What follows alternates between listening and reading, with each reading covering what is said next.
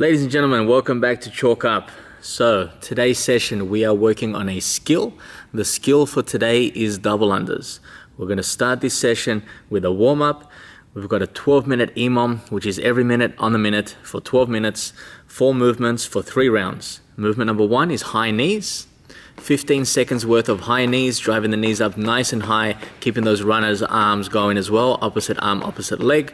Then you're going to switch into heel kicks. Good, trying to keep your torso upright, pulling with the hamstrings to drive your heels towards your bottom. Once you've done that, 15 seconds, you'll change into your star jumps. Good, making sure that the elbows are nice and straight as they go overhead to open up those shoulders. From there, your second movement on the second minute is burpees. 10 burpees on the first, 12 on the second, and 15 on the last round, trying to move faster as the rounds go on, making sure you make full contact of the chest on the ground and getting that extension at the top of the movement. From there, we're going to get into your skipping rope. I recommend for everybody on the first 2 rounds to stay on single unders. So single unders is just skipping, jumping, good. And what you're focusing on here is going to be the hand position. You're trying to push the rope down as you jump. So the hands push towards the ground at the same time as the jump. Once you've done your 50 seconds worth here, you will move on to the plate. So plate is a ground to overhead movement with a rotation. So you're going to start by going down to the ground, touching the plate to the ground, and then bringing it across the body and press. So you can see the pivoting motion in the foot. So opposite foot to the plate is the one that is going to rotate and pivot. Then you'll switch over to the other side. So we're aiming for 8 reps per side inside of 50 seconds. So you're looking at 8 reps in 25 seconds and then changing over to do the other side. Then you'll commence back to your high knees for the second round and so forth until you complete 12 minutes. So now that we've completed the warm-up, we're going to go into your skill. So first progression we're going to do is unbroken slow singles with a higher jump. So what we're looking for is in this position here, you can see how we're moving much slower than in the warm-up. You're trying to get the timing of driving the hands down at the same time that you jump and going as high as possible on these jumps. This is going to give you the extra height you need for your double unders. If you have unbroken double unders up to 100 reps, then you can attempt this with double unders and trying to go even higher on your jump. From there, we've got progression number 2, which is single leg, single unders. That's it. So what we're looking at is the same tempo that you did your previous progression and trying to get as much height as you can on that one leg. So we're trying to prepare you for pressing hard into the ground to get more height. Then you can switch sides. And we're looking for 40 reps per leg if you're doing singles, 20 if you're doing doubles.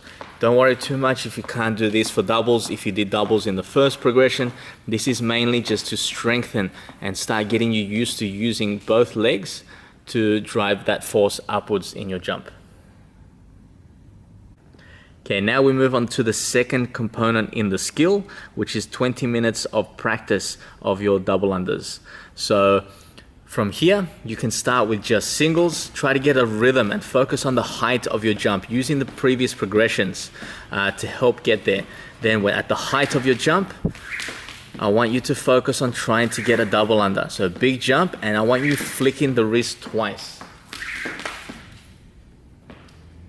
So I want you to see this from a front view as well. So I want you to look at those hand positions. So it's a big jump. The first flick happens as she jumps at the very bottom. As soon as she leaves the ground, that's when the rope passes the first time. As she gets to the top of her jump, that's when it passes the second time.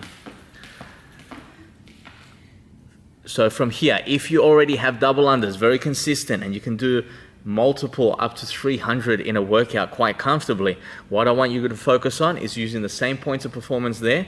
Big jump as high as you can, and then try for that extra flick to get that triple under over. So just like Ezra was doing here with her doubles, you can do single, double, single, or you can just link straight through your double unders and practice getting as many unbroken as possible. Now we're on to the conditioning component for the session. So for this session, we have 300 double unders for time. Your time cap is 6 minutes. So at the count of 3, 2, 1, go, you will pick up your rope and commence your skipping. So double unders, if you have double unders, you will try to link as many as you can and then take breaks as you need to get to those 300.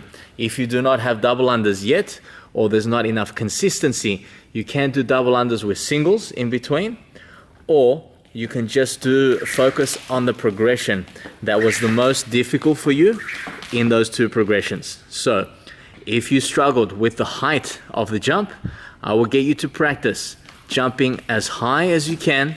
As you can see Ezra doing here, so it's a slow rope and it's focused on the height of the jump for 300 repetitions inside of this 6 minute time cap. If the more difficult progression was the single leg, I will get you to do your single leg for 300 repetitions, 150 per side inside of that 6 minute cap, making sure that you're focused on the timing and the height of the jump with every jump, and switching sides where necessary. Now that you've finished your conditioning session, we're moving into the auxiliary movement. So for today, we're focused on the arch hold.